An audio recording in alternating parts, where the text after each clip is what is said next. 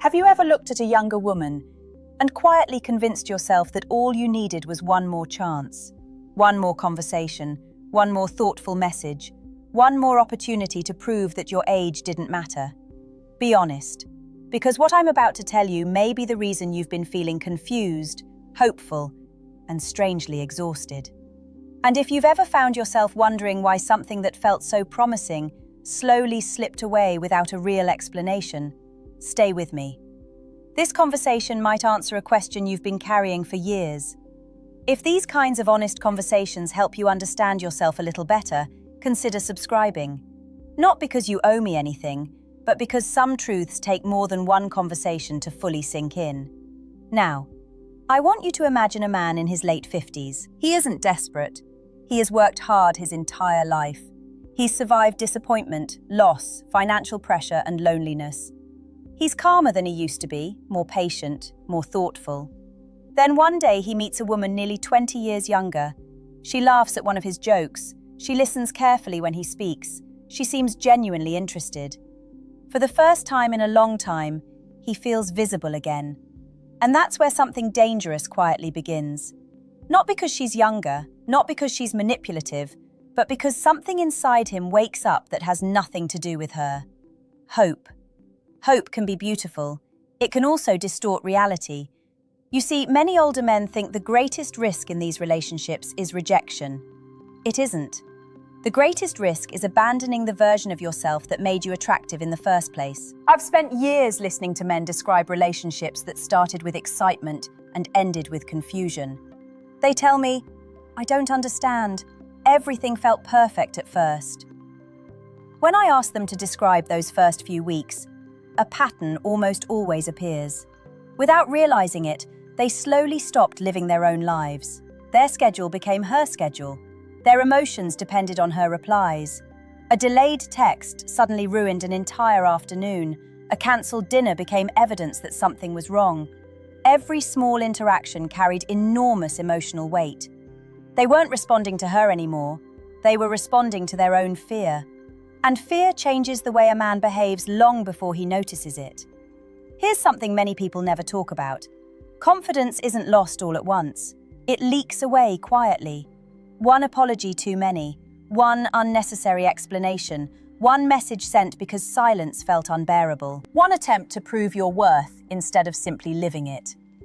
The tragedy is that these actions usually come from kindness, not manipulation, not selfishness, just fear of losing someone who suddenly made life feel exciting again. But excitement can become emotional dependency if you're not careful. And dependency has a strange effect. It makes every interaction feel heavier than it really is. Imagine placing a fragile glass ornament into someone's hands every time they receive a text from you. Eventually they feel the pressure, not because you've said anything wrong, but because every conversation begins carrying invisible emotional responsibility. No one enjoys feeling responsible for another adult's emotional stability. Not younger women, not women your own age, not anyone. That's why the biggest mistake older men make has almost nothing to do with age differences. It's much quieter than that. They stop being curious and start trying to be chosen. There's a world of difference. A curious man enjoys getting to know someone. A man who needs to be chosen begins performing. He edits every message. He overthinks every pause. He studies every smile like it's evidence in a courtroom. He forgets that genuine connection isn't created by perfect behavior. It's created by emotional freedom. Ironically, the more he tries to secure the relationship, the less natural he becomes. And women often notice this before men do.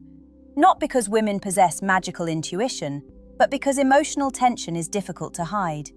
You hear it in someone's voice. You see it in the speed of their replies.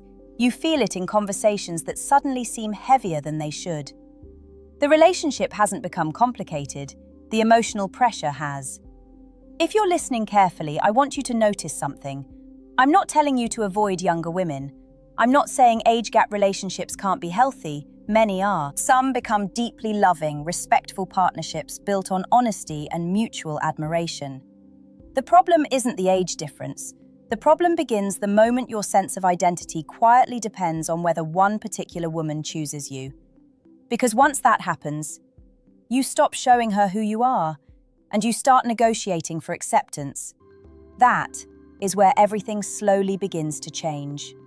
There's something I wish more men understood before they ever found themselves sitting alone at night, staring at a phone that hasn't lit up in hours. Silence has a way of making stories. Not facts, stories. A younger woman goes a little quiet, and suddenly your mind begins filling in the blanks. Maybe she's losing interest. Maybe I said too much. Maybe she's talking to someone younger. You don't realize it, but you're no longer responding to her behavior. You're responding to your imagination. And imagination, when it's fueled by insecurity, is incredibly convincing. I've watched intelligent, successful men create entire emotional realities from almost nothing. A delayed reply becomes rejection. A busy weekend becomes avoidance. A change in tone becomes proof that the relationship is ending. Meanwhile, she may simply be living her life. Here's the uncomfortable truth. Many older men believe their greatest challenge is competing with younger men. It isn't. Your greatest competition is the version of yourself that begins chasing certainty. Think about that for a moment. When you first met her, you probably weren't trying to impress her every second. You were relaxed. You spoke naturally. You laughed without wondering whether it was attractive. You disagreed when you meant it. You weren't constantly measuring every word. That's the man she experienced. Then feelings grow stronger, and something subtle happened.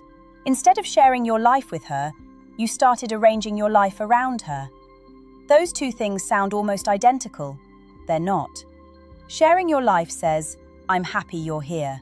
Arranging your life says, without you, I don't know who I am. People can feel that difference even if they can't explain it. A relationship should add warmth to your life. It should never become the only source of it. Sometimes men tell me, I just wanted her to know how much she meant to me. There's nothing wrong with that.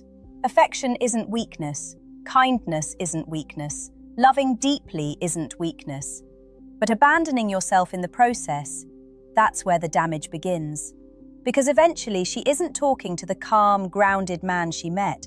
She's talking to someone who's constantly looking for reassurance. Someone who notices every tiny shift. Someone who needs every conversation to confirm that everything is still okay.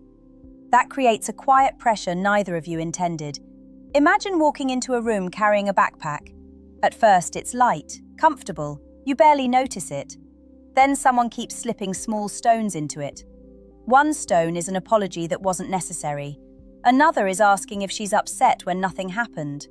Another is cancelling your own plans because she might be free.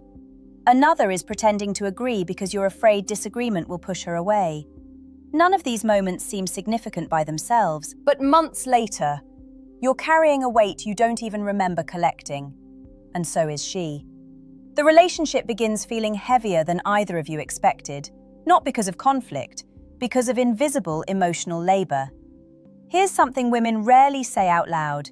Being admired feels wonderful. Being responsible for someone's happiness feels exhausting. There's a difference. When every good day depends on her attention, she starts sensing that every bad day might become her responsibility too.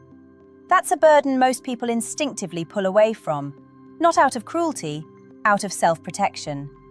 Now let me tell you something that may surprise you. Younger women are often less interested in perfection than older men imagine. Many don't expect endless gifts. They don't expect flawless conversations. They don't expect you to become someone younger than you are. What they notice is whether you're comfortable being yourself, whether you have a life that continues even when they aren't around, whether your confidence comes from your character or from their approval. Those are two completely different foundations. One is stable, the other shakes every time your phone stays quiet. And perhaps the saddest part is this. Many older men don't recognize the exact moment they begin trying to earn love instead of experience it. It happens quietly. One compromise, one anxious thought, one night spent wondering why she hasn't replied. Until one day they wake up and realize they've been holding their breath for weeks, waiting for someone else to decide whether they're enough. But here's what I want you to remember before we go any further. A healthy relationship never asks you to shrink into someone who is constantly seeking permission to matter. The moment you begin measuring your value by another person's attention, you've already started walking away from the strongest part of yourself. And once that happens, the relationship you're trying so hard to protect slowly becomes the place where you feel the least like yourself. I want to tell you a story. Not because every relationship follows the same path, but because the emotions often do. A man once told me about a woman he met at a friend's birthday dinner. She was nearly 25 years younger than him, bright, curious, full of energy. She asked questions that most people never bothered to ask him anymore.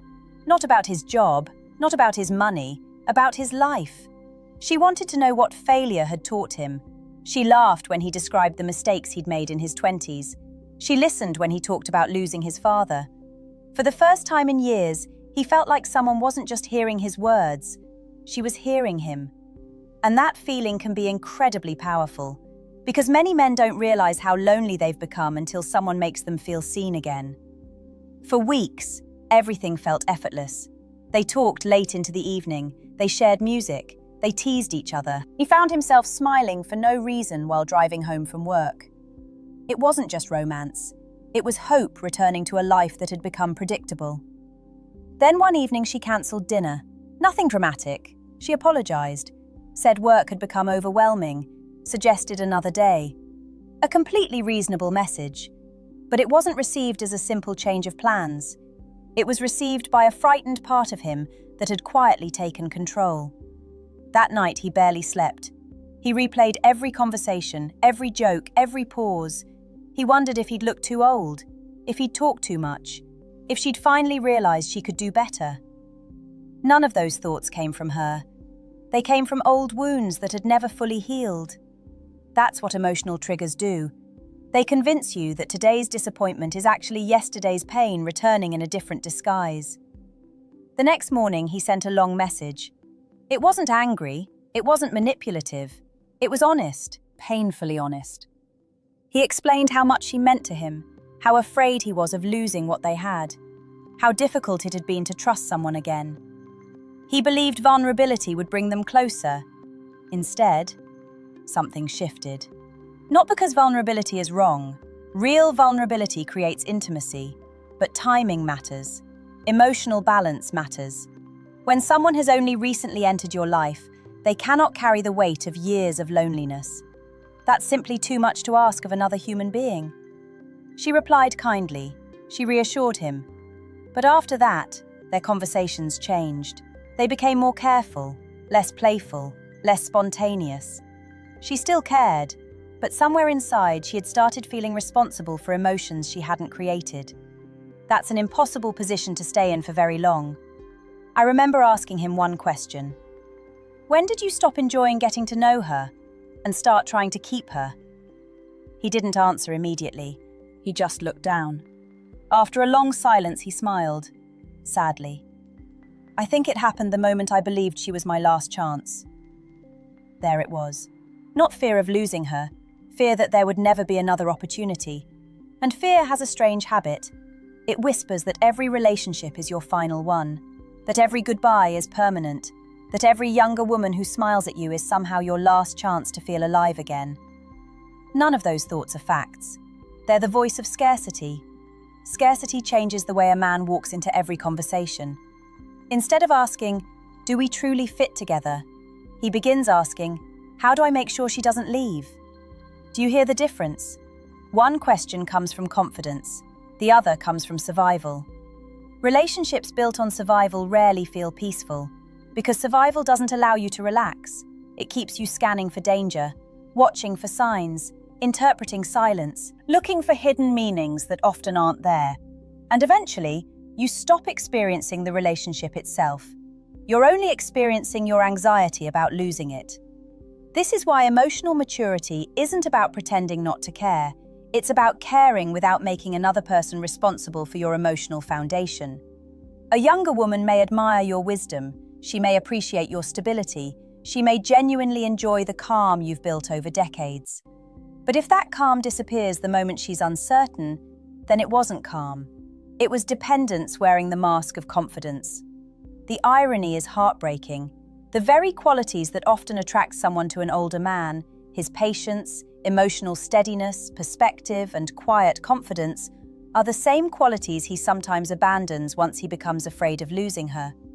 He begins reaching for reassurance instead of trust, control instead of curiosity, certainty instead of connection.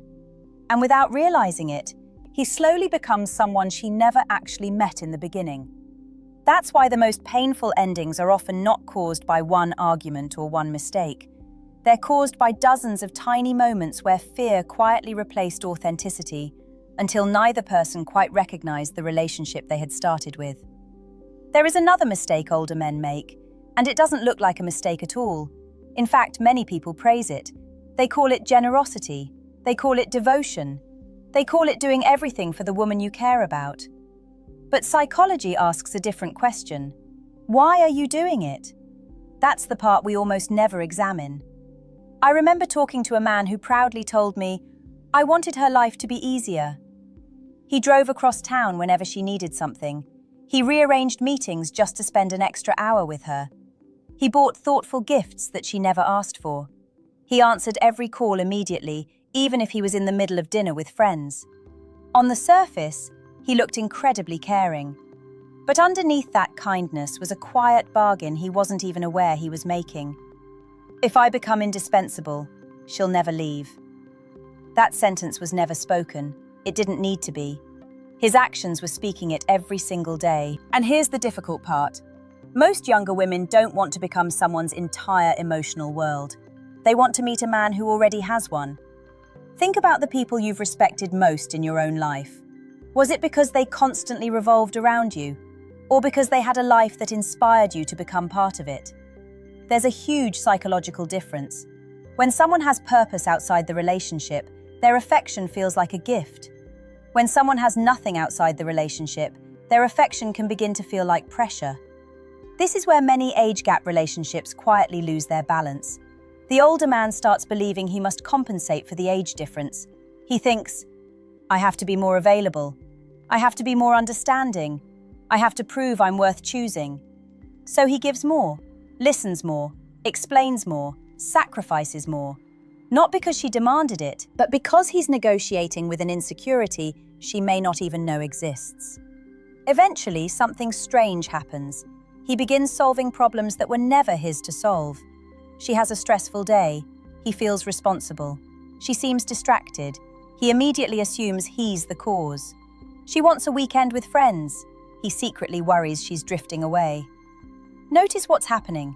Her emotions stop belonging to her. They become his responsibility. That's an impossible job. No healthy relationship asks one person to constantly regulate the emotional weather of the other. Here's something I've learned after listening to countless relationship stories. People don't usually fall in love because someone removed every inconvenience from their life. They fall in love because they feel emotionally safe being themselves. Safety isn't created through perfection. It's created through presence, through honesty, through knowing that both people are free to breathe. You don't need to become smaller to make someone stay. You don't need to become endlessly useful to become lovable. In fact, the more someone believes they must earn love through constant effort, the less they believe they're worthy of love simply as they are. That belief is exhausting, not only for the person carrying it, but for the person trying to love them. I want you to picture something. Imagine two trees growing side by side. Their roots are separate, their trunks are strong, their branches eventually intertwine. They share shade, they move together when the wind comes, but neither survives by draining the other. Now imagine one tree trying to lean completely onto the other. At first, it looks romantic. Eventually, both begin struggling under the weight. That's what emotional dependence often looks like. It disguises itself as closeness. But closeness and dependence are not the same thing. Real intimacy allows two complete people to meet. Dependence quietly asks one person to complete the other. There's another truth that may sting a little. Some older men become so focused on keeping a younger woman interested that they stop expressing their own opinions. They avoid disagreement. They laugh at jokes they don't find funny. They pretend to enjoy things they don't. They edit themselves until every conversation becomes a performance. They believe they're creating harmony, but what they're actually creating is uncertainty, because authenticity has disappeared. A woman can't truly know you if she's only meeting the version of you that's afraid to disappoint her. And that fear creates distance, not closeness.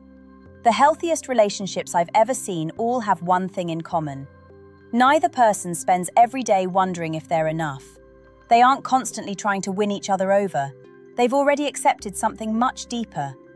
Love isn't sustained by endless proving. It's sustained by two people who continue choosing each other while remaining honest about who they really are. So if you ever find yourself changing your personality, abandoning your friendships, ignoring your own needs, or making your entire emotional world revolve around one younger woman, pause. Not because she's the problem, not because you failed, but because somewhere along the way, you may have started believing that love requires you to disappear. And nothing healthy has ever been built on the slow disappearance of the self. Can I tell you something that almost every older man needs to hear, but very few ever do? The goal was never to make a younger woman fall in love with you. Read that again in your mind. Because if that becomes the goal, you've already placed your happiness somewhere outside yourself. The real goal is much quieter than that. It's to become the kind of man who can love without abandoning himself. Those two things sound similar. They aren't. I've met men who were deeply loved by remarkable women, yet they lived in constant fear of losing them. And I've met men who were still single, yet carried a peace that made everyone around them feel comfortable. The difference wasn't relationship status, it was emotional security. One man believed his value came from being chosen. The other believed being chosen was simply a beautiful addition to a life that already had meaning. That's a completely different way of living. Let me ask you something. Who were you before she arrived? Not your age, not your career, not the titles you've collected. Who were you when nobody was watching? What made you curious? What made you laugh until your stomach hurt? What gave your mornings purpose? Because here's what often happens. A younger woman enters your life, and without realizing it, she slowly becomes the answer to questions she was never meant to answer. She becomes your excitement, your confidence, your motivation, your proof that you're still desirable, your evidence that life isn't over. That's too much for any one person to carry. She may care deeply about you, she may genuinely admire you, but she cannot become your identity, and she shouldn't have to. There's something incredibly attractive about a man who enjoys his own life. Not because he's pretending not to need anyone, but because his happiness has deep roots. He has friendships that matter. He has work or passions that challenge him. He protects his health. He keeps learning. He keeps growing. He doesn't stop living while waiting for someone's text. That kind of emotional stability is calming. It invites connection instead of demanding it. Now imagine the opposite. Every plan depends on her availability. Every weekend feels empty if she has other commitments. Every silence becomes an emergency. Can you see how exhausting that becomes? Not only for her, for you. You're constantly monitoring the relationship instead of experiencing it. You're analyzing instead of laughing. You're predicting instead of listening. You're surviving instead of loving. And here's the irony. When you spend all your energy trying to avoid loss, you often lose the very presence that makes relationships meaningful. Because you're never fully there. You're always somewhere in the future, worrying about what might happen next. I once asked a gentleman in his 60s what he regretted most about a relationship that ended after 3 years. He thought for a long time. Then he said something I'll never forget. I spent so much time trying not to lose her that I forgot to enjoy having her. That sentence stayed with me. Maybe because it's true far beyond romantic relationships. Fear has a way of stealing today's joy by asking us to solve tomorrow's uncertainty. But tomorrow never actually arrives the way we imagine. Life keeps happening one ordinary day at a time, one conversation, one shared meal, one quiet walk, one unexpected laugh. Those are the moments relationships are actually built from, not constant reassurance, not perfect communication, not endless proof. Just two people showing up honestly. If you're fortunate enough to meet a younger woman who genuinely respects you, appreciates your life experience and enjoys your company, don't rush to convince her you're worthy. Let her discover that naturally.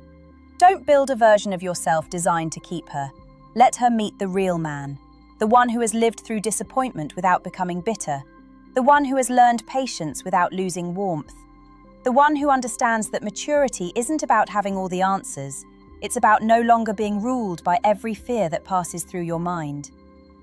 Because the truth is, your age is rarely the thing that quietly pushes someone away.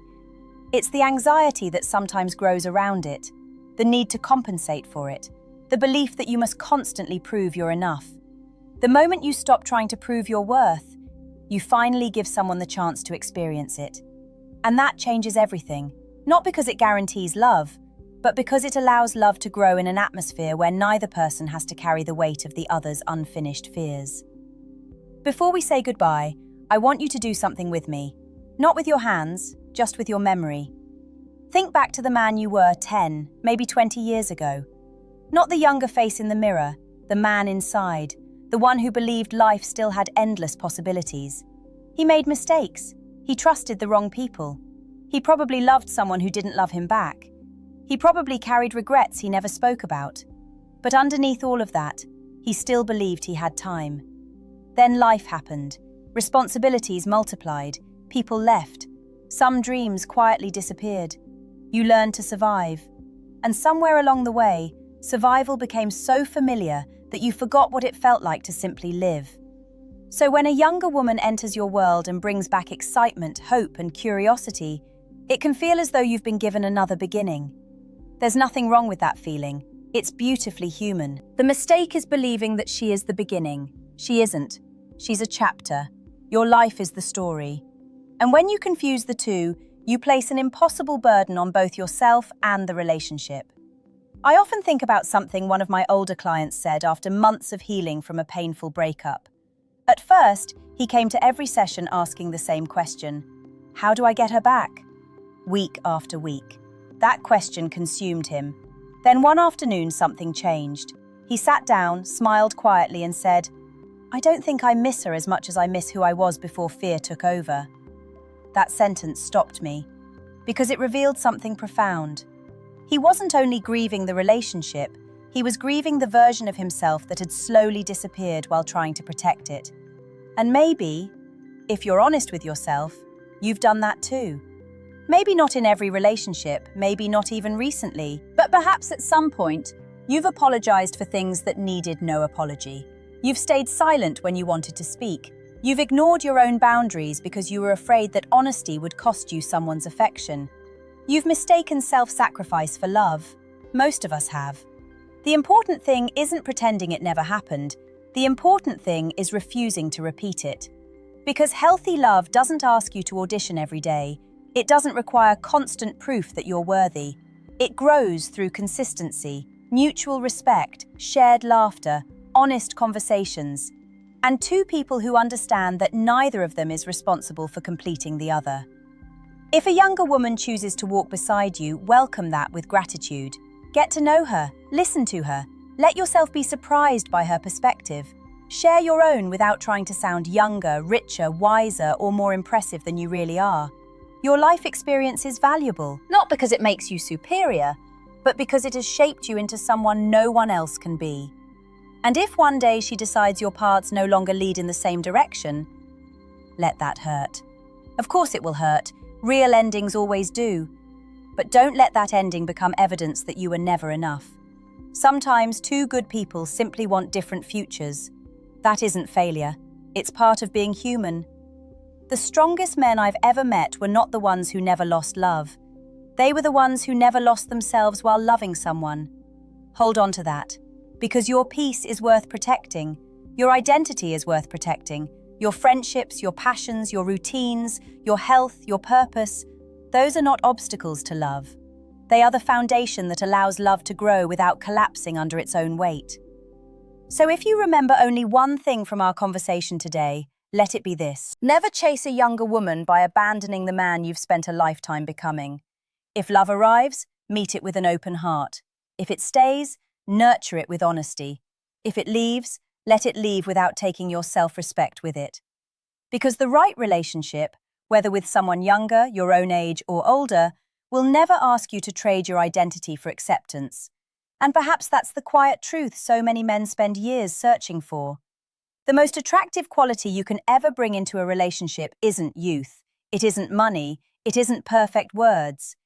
It's the calm confidence of a man who knows that his value existed long before someone chose to love him and will remain long after. If this conversation gave words to something you've been feeling but could never quite explain, I'd love to hear your thoughts in the comments.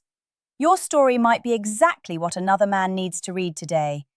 And if you'd like to keep exploring the deeper psychology of relationships, stay with me. There are more conversations ahead, ones that don't promise easy answers, but might help you understand yourself a little more honestly.